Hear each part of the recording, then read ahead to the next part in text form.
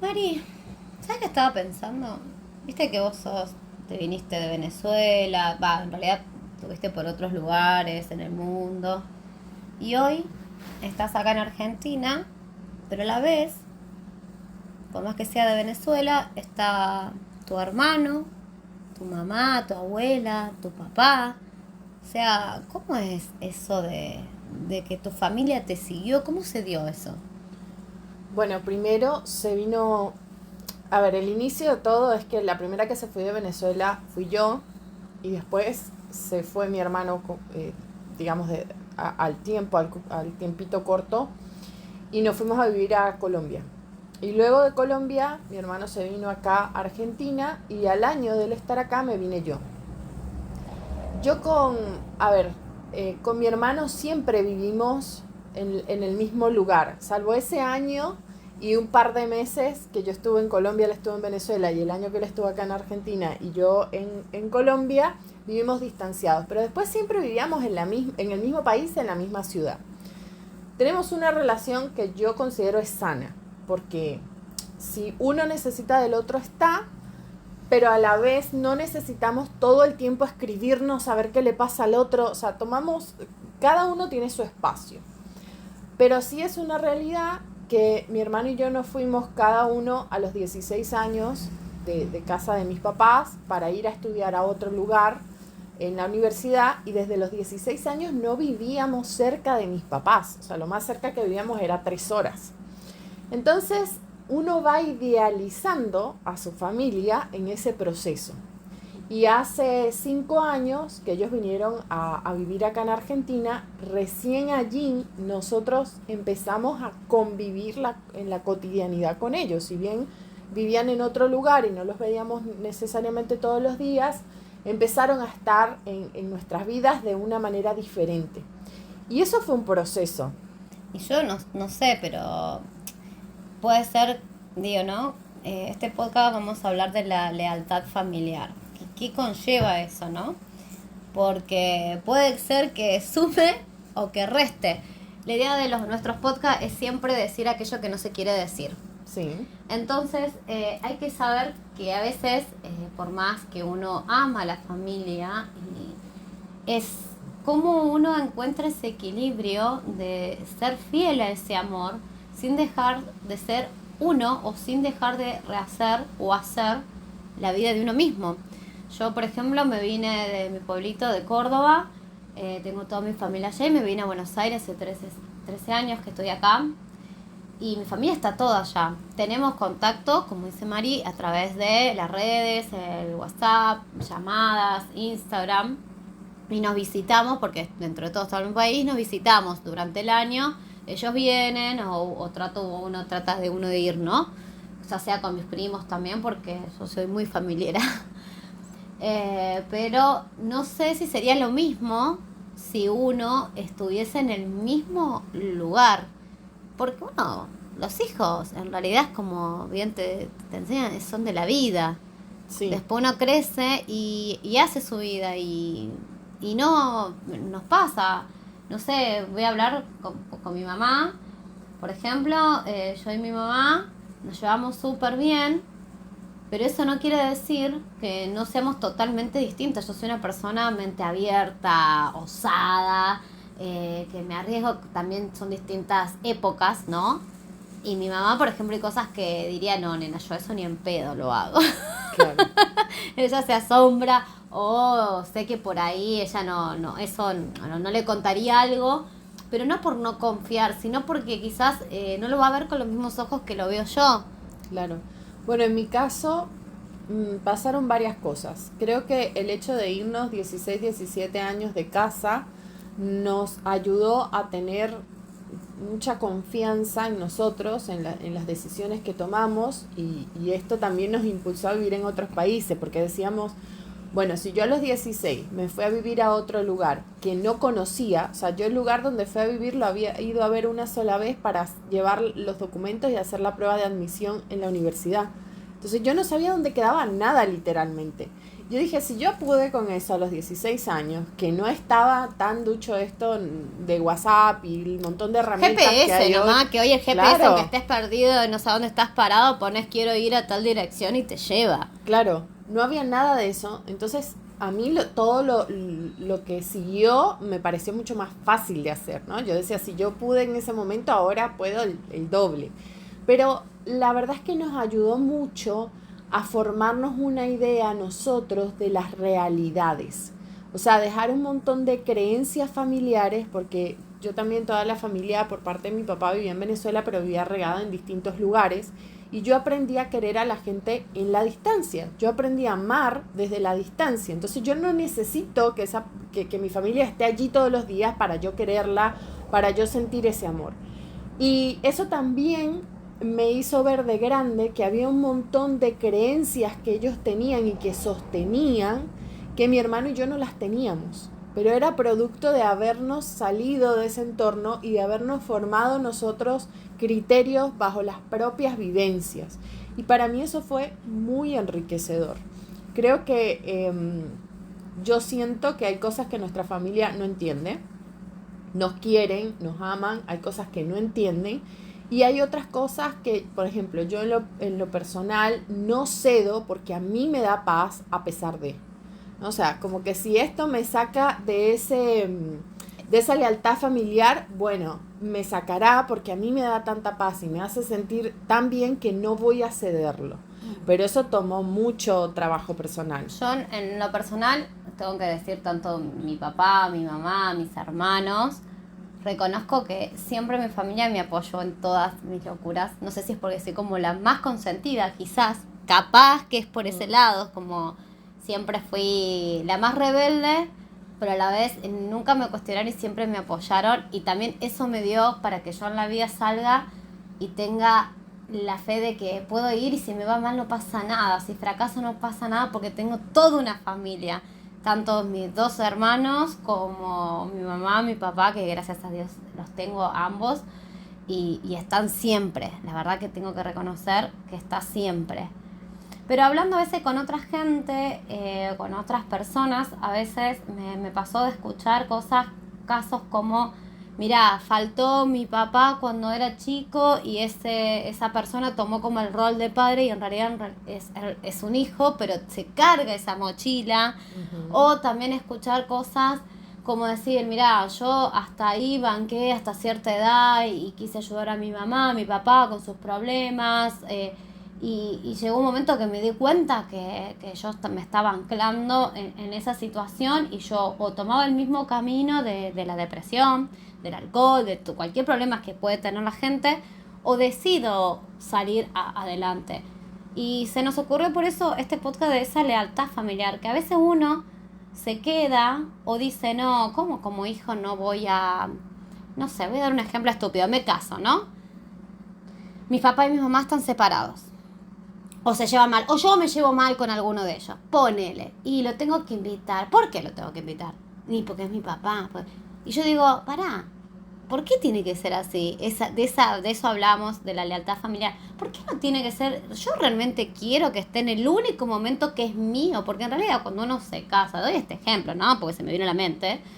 Uno se casa, en realidad el casamiento, que está mal hecho para mi criterio, es un momento para vos y tu pareja, no es para el resto de la gente. Entonces, si a vos no te cierra ese compromiso o esa obligación, ¿por qué hay que hacer eso? Yo creo que acá... Ahí es donde hablamos de la lealtad familiar, que es más por una lealtad, por un mandato social que por una cuestión de realmente de querer. Sí, pero ahí es donde yo digo el trabajo personal, ¿no? Porque, por ejemplo...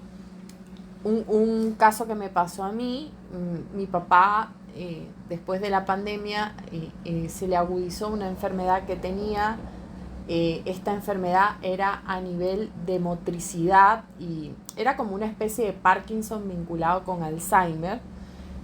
Y esto obviamente hizo que pasara como un colapso familiar, ¿no? Porque, bueno, todo el mundo estaba abocado, al principio esa enfermedad no tenía nombre y pasaron un montón de cosas. Mi familia, yo siento que era bastante patriarcal, Sin embargo, mi papá no me crió como una hija patriarcal, sino como una hija independiente. O sea, me dio todas las herramientas para que yo fuera completamente independiente. Y cuando papá, él estuvo, hubo un punto que estuvo como si fuera completamente adormilado, él no podía hablar, no podía reconocer muchas cosas.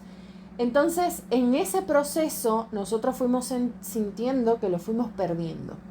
Y esa figura que estaba dentro de la familia, que era el que por allí tomaba las decisiones, aprobaba, desaprobaba, que inconscientemente estaba, yo recién cuando empezó a surgir todo esto me di cuenta de todas esas emociones, era como un hueco que había quedado allí y ya todos estábamos súper grandes, ahí no había nenes ni adolescentes. Y yo sentí que en parte, por mi manera de ser, a nivel familiar, como que se esperaba que yo tomara ciertas responsabilidades. No es que nadie se había sentado conmigo a darme esas responsabilidades, pero yo sentía eso. Y tuve que hacer mucho trabajo interior, porque no eran los demás, era algo que yo estaba sintiendo, vamos a empezar por allí, de decir, ok, yo no tengo por qué sentir culpa. Esto está sucediendo, yo tengo mi vida, en mi vida yo me hago cargo de mi hijo 24/7, no hay nadie más. Entonces, yo necesito para sostener mi vida y la de mi hijo, que sí depende de mí al 100%, cierta cantidad de energía y puedo cubrir ciertas tareas, ciertas actividades, Aparte, ciertas responsabilidades. vos, o sea, no deja de ser hija, o sea, no tenés que ocupar el lugar de tu papá para toda tu familia del sostén. Claro. Creo que a veces pasa eso, que hay mucha gente que no se da cuenta que quiere cubrir, esto como un clavo saca otro clavo, y no es así, uno no puede suplantar el lugar de otra persona. No vas a ser nunca la pareja de tu mamá, poner en este Claro. en este ejemplo, o sea, tu papá era la pareja de tu mamá y vos no tenés por qué ocupar ese rol de solucionarle las cosas que le solucionaba a tu papá. Un ejemplo, ¿no? Vuelvo a lo mismo. Todo esto estamos dando ejemplos, no que sea así. Entonces, qué difícil que es cuando alguien se toma eso y quiere arreglar, voy a decirlo en malos términos, pero arreglar las cagadas de otros, no sé. Claro. En este caso era una enfermedad, pero a veces pasa que alguien se manda una y vos querés subsanar ese espacio, pues si no, pobrecito, porque mi mamá me necesita porque mi papá se fue de casa, es otro ejemplo, ¿no?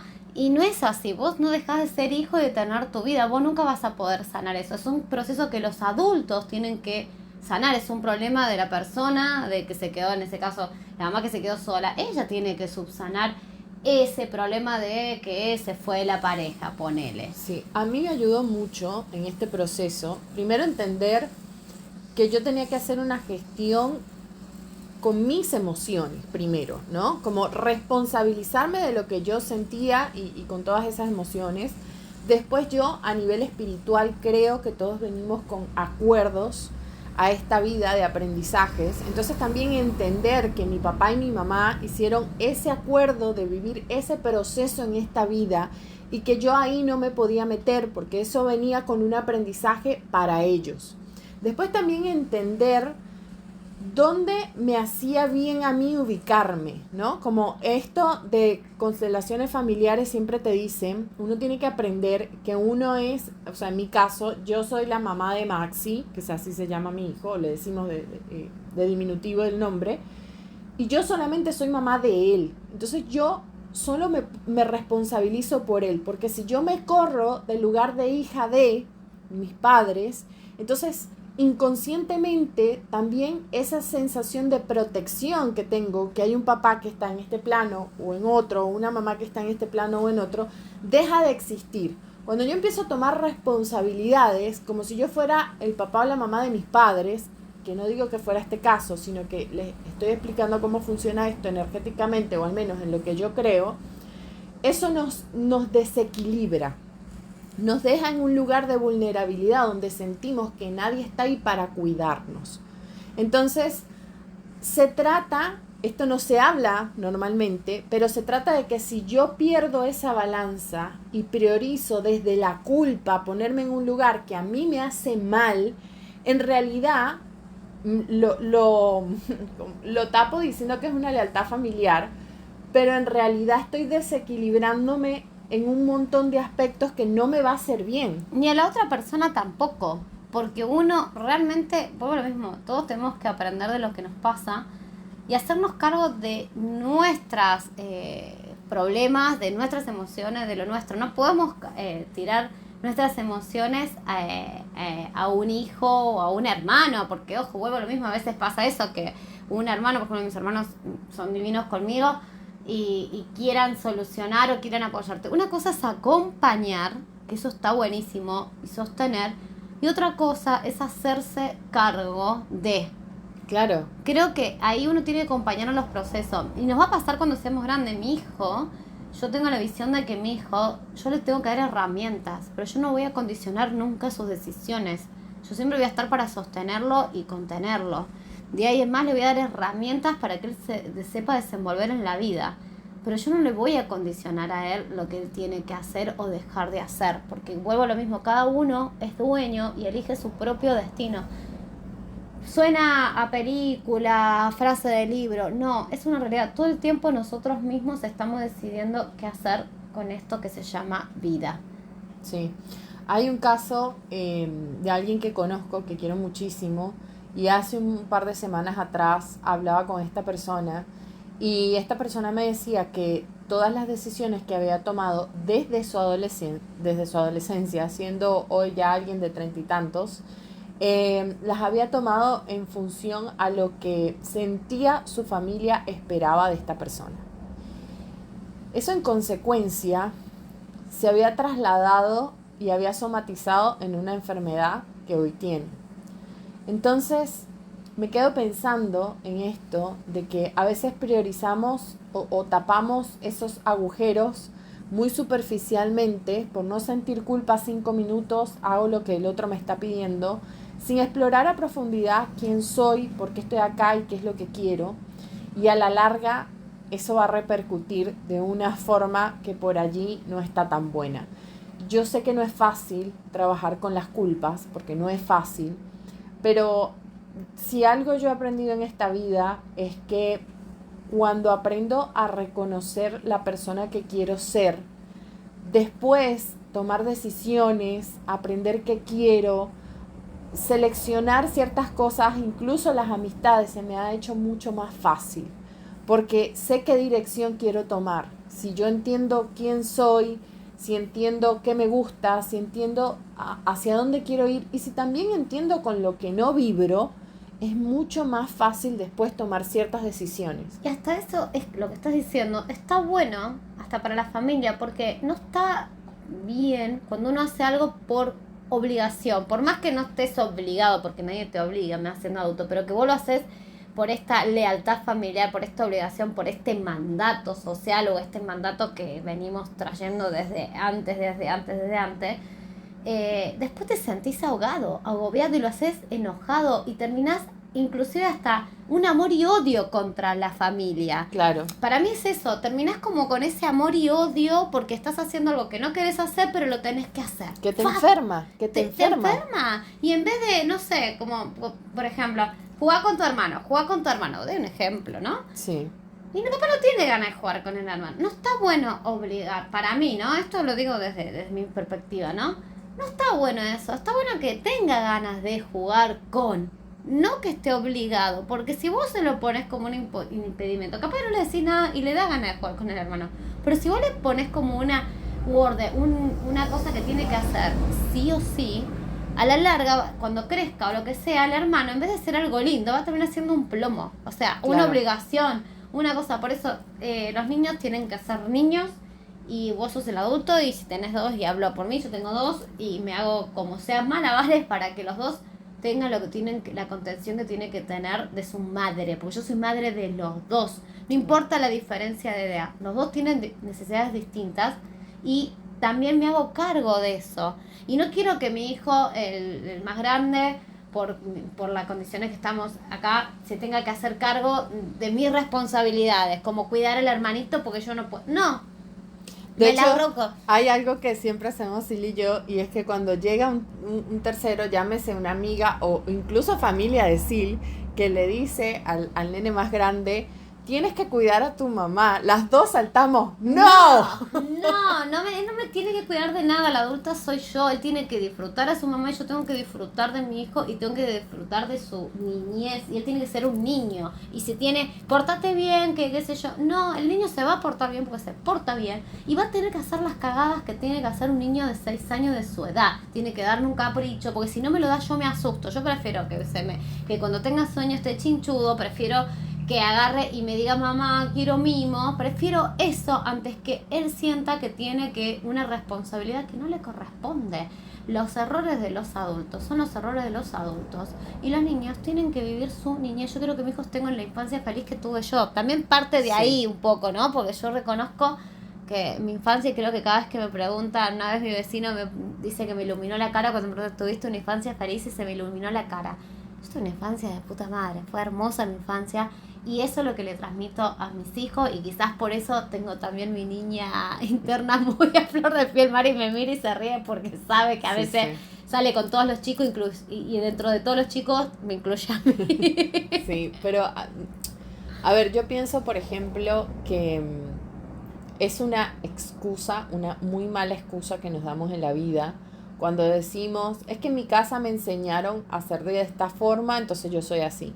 Uno de los aprendizajes más grandes que me ha dado mi papá en la vida es que él tomó conciencia de todo aquello que él sintió que no estaba bueno en su proceso de crianza, o sea, que hicieron mis abuelos con él, y dijo, estas cosas que yo sentí que no estaban buenas, no las voy a repetir con mis hijos.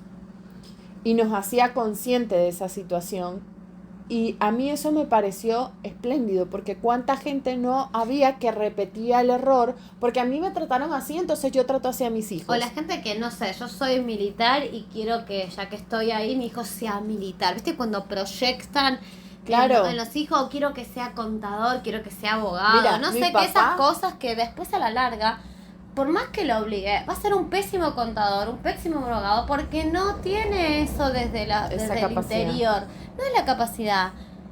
Tienen que ser cosas de que uno tenga vocación, que uno le guste hacer, porque todo lo que uno haga desde lo que le gusta, desde ese lado, va a ser mucho más productivo que algo que sea impuesto porque pesa. Todo lo que sea con peso, obligado, y eso no te da gana. En mi casa, mi papá tenía un trauma porque él quería ser médico.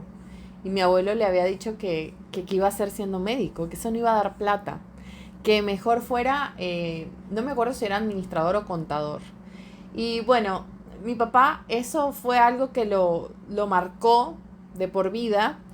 Y siempre nos repitió desde pequeños, la mejor herencia que yo les puedo dejar es educación, porque eso es algo que nadie se los va a poder quitar.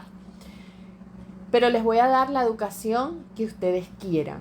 Entonces, yo me acuerdo que en Venezuela, cuando uno está saliendo de 5º año de bachillerato y empieza la universidad, tiene un proceso de preselección de lugares donde puede quedar según como el promedio que uno tenga y un montón de cosas. Y entonces todo el mundo decía, bueno, ¿qué carreras vas a elegir? Y te daban un libro de todas las carreras que habían habilitadas en Venezuela y por estado, por provincias.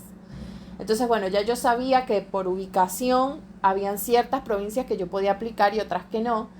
Y mi papá me decía, bueno, lo único que tienes que hacer es decirme qué te gusta. Y no me condicionó en nada más. No me dijo, me parece que eres buena en esto o creo que... No, solo me dijo, haz lo que te gusta. Y bueno, yo estudié una carrera que en ese momento me atraía, me gustaba un montón y que me ha servido para todo en mi vida. Mi hermano arrancó con una carrera que no tenía nada que ver con sus cualidades esenciales y en el 4º semestre él le dijo a mi papá, papá, esta carrera no me gusta. Y mi papá le dijo, si esa carrera no te gusta, entonces dime cuál te gusta y empezamos una que te guste porque tú te vas a dedicar a esto toda tu vida. Exactamente. Y tú, o sea, no importa que fueron 4 semestres, lo que No importa es que tú importa. ames lo que vas a hacer Y no toda tu importa, vida. siempre es momento para empezar. O sea, considero eso también.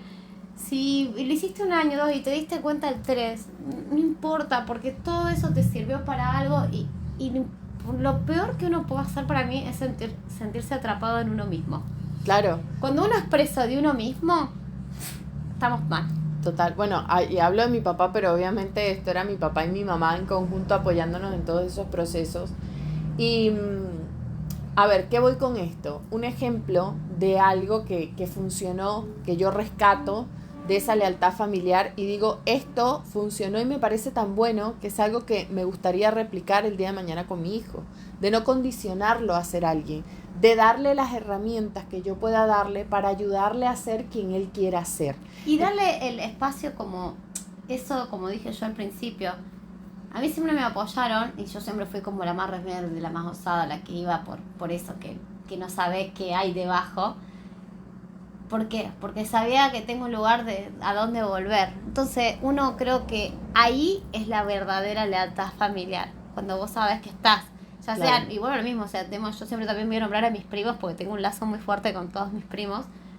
Y eso está bueno, que pasen los años, qué sé yo, y vos sabés que esa gente está ahí, no importa cuál loca estés, cómo te ha ido, nada, sino ahí para mí es la verdadera lealtad familiar. No es decir te invito a tal porque debo. Claro. No, te invito porque quiero que seas parte de este momento. Y sin juzgar. Hay una parte de mi familia que tiene un hábito que no está tan bueno, que es tener una comunicación donde predomina subrayar las cosas que no están tan buenas de ti, ¿no? Y aprender a identificar eso y decir, esto es una creencia o es un estilo que han sostenido por generaciones y del cual yo no voy a participar, y los abrazo, los amo, pero yo decido que en mi linaje muere acá. Esto no es algo que yo voy a adoptar ni que se lo voy a transmitir a mi hijo. Eso también, a ver, gente, cuando yo sano a nivel de constelaciones, estoy sanando a todas las generaciones que están antes y después de mí. Entonces es un acto de amor, aunque la gente a veces lo sienta con culpa, es un acto de amor.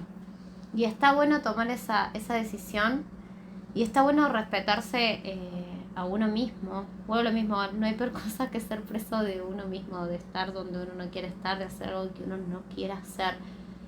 Y no estoy hablando, o sea, una cosa es la obligación, otra cosa es lo que vos haces realmente desde el amor, ¿no? Porque vuelvo al mismo, estar, hay que estar, y yo soy partidaria y soy, como dije al principio, soy recontra familiar, recontra, y yo voy a estar en los momentos cruciales y no necesito de un mensaje todos los días, al menos yo no, pero ¿por qué no necesito eso? Porque sé que están. Claro. Es esa confianza. Bueno, también de saber. Es un tema de personalidad. Claro, ¿no? Y si alguien lo necesita y va con eso, volvemos lo mismo como decimos con Mari, nunca juzgamos y está perfecto. Pero sí hablamos de que a veces esa lealtad, mandato, no está bueno. Te puede ayudar a impulsarte y te puede ayudar a enfermarte. A hundirte. A hundirte. Entonces, las dos partes. O sea, acá la clave es como, ¿por qué no soy un poco más cauteloso conmigo, ¿no? Pensando en que yo tengo que mi primera responsabilidad en este plano es amarme y cuidarme. Entonces, ¿por qué no tomo yo esa responsabilidad? Soy un poco más quisquillosa con la información que llega a mí y digo, esto me hace bien y esto no. Y no significa que yo deje de amar a la persona. Y dejemos de estar, ¿no? Porque claro. Vos podés estar y acompañar, ponele, hay casos que no te llevas con alguna de las partes, ¿no? De la familia. Y está bien porque vos sabes que, pero tenés que aceptar eso, que, mira, yo acepto que yo y no sé, mamá, padre, hermano, lo que se te ocurra, hijo, lo que sea, no me llevo. Y está bien. Lo importante es saber separar eso y que no vos, o sea, llevarte hasta ahí. Claro. Decir, mira, yo voy a estar, qué sé yo, pero sabemos que más de 2 horas no podemos convivir. Y está bueno eso también. No quiere decir que uno diga, no me llevo, no lo veo, no. Volvemos a lo mismo. Hay que hacer un equilibrio y decir, mira, yo hasta acá sé que puedo. Sé que el máximo es tanto. Porque ya he intentado, he probado y no funciona. Claro. Entonces eso también habla del amor hacia la otra persona, para no confrontar, porque no hay peor cosa que irse de este plano sin haber resuelto esas cosas. Claro. Hay, hay algo que está chévere que pasa en mi casa. Mi hermano y yo somos agua y aceite. Eh, todo lo que a mí me gusta a él no le gusta, todo lo que a él le gusta a mí no me gusta. Somos completamente distintos. Y aprendimos a querernos siendo completamente distintos. Y eso es para mí como uno de los aprendizajes más grandes. Esto no fue siempre así, pero ya, digamos, estando más grandes los dos, dijimos, ¿sabes qué? Si yo sé que él es bueno en esto o ella es buena en esto, entonces sé que le puedo pedir ayuda en estas cosas y sé que me va a escuchar cuando le tenga algo que decir sin juzgarme, entendiendo que yo soy otra persona y que tomo decisiones desde un lugar completamente distinto al que ella tomaría. Y eso nos ha ayudado a sanar muchísimo, a tener una relación mucho más abierta y a atrevernos a contar cosas que quizás en otro momento no estamos tan dispuestos por esto de que quiero contarlo por compartirlo, pero no me interesa que el otro me diga que lo haga diferente. Exactamente. Bueno, así que piensen,